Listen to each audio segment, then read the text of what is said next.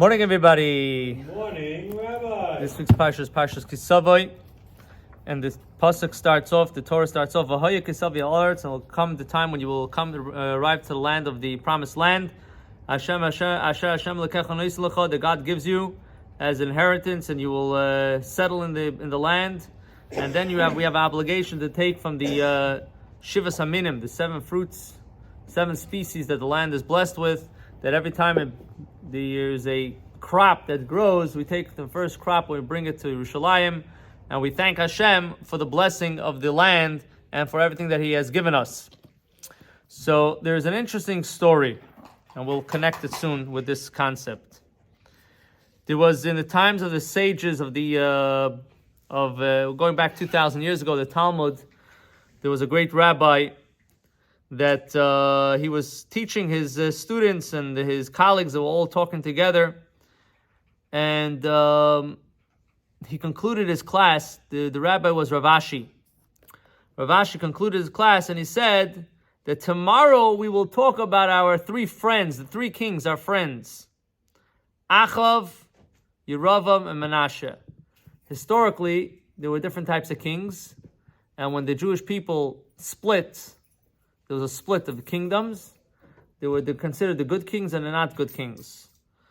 And the not good kings, they had a problem because, in addition, they weren't necessarily fully operating according to the Torah, but there was a reason. One of the reasons were because they weren't able to go to the temple. The king is supposed to go to the temple, but the king of Judah, the temple was in his part of the land.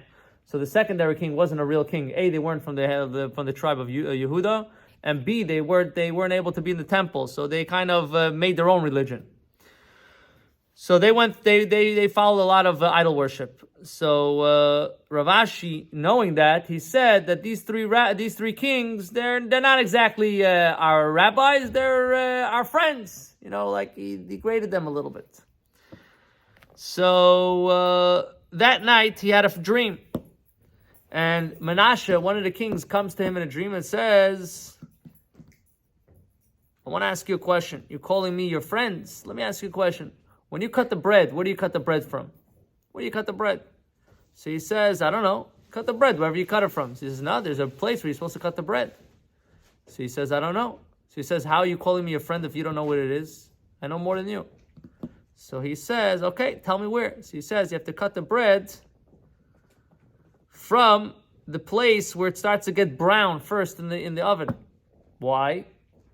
So we later understand the reason for that is because just like Bikurim, you bring the first crop to God. So too in the bread, you want to bring the first, you want to make a blessing, you want to connect. You're taking that first part that has become baked first, that became ready first, that's the part you want to cut and you want to make a blessing on. So Rav Ashi asks him back, so if you're such great wise people in the Torah, you know all these different details that I don't even know, how is it that you messed up like this? So he tells him, if you would have been living during our time, in our generation, the idol worship was such a hot item, was so the challenge for it was so great that if you would have been there, not only you would have done it, you would have been running towards it. Okay. Now the truth of the matter is, if we go a little deeper into this concept of where you cut the bread, there's actually a machloikis. There's a difference of opinion on how to cut the bread, because now you have to be technical about it, and now you have to know where does it get brown first. So those that claim it gets brown first underneath. The bottom of the bread gets brown first. Some people actually turn over the bread and they cut it upside down. Now you know why. And some people say, no, it's the top. The top comes brown first, and you have to cut from the top. So some people cut from the top, some people cut from the bottom. And then there are some people, they make sure they cut all the way through. So cutting the top and the bottom. So whatever it is, and also most people like to do it towards the end of a bread, because the end of the bread gets ready first. So everybody agrees you don't take from the middle where it's all still white. You have to take the crust. The question is, which part of the crust are you taking, and where is it stationed in the bread itself? So we try to take it from the edge of the bread towards the edge, not the actual edge itself, but it should be part of the bread, the actual bread itself, not just crust. But people like to cut all the way through, or at least when they rip it all the way through. Hashem should help. We should be inspired. We should know that we have another way to connect to this mitzvah by every Shabbos when we eat the bread, when we cut the bread, and we should be zeiche to once again be able to bring Bikurim in the base of Mikdash Shlishi B'Kar Mamish. Amen.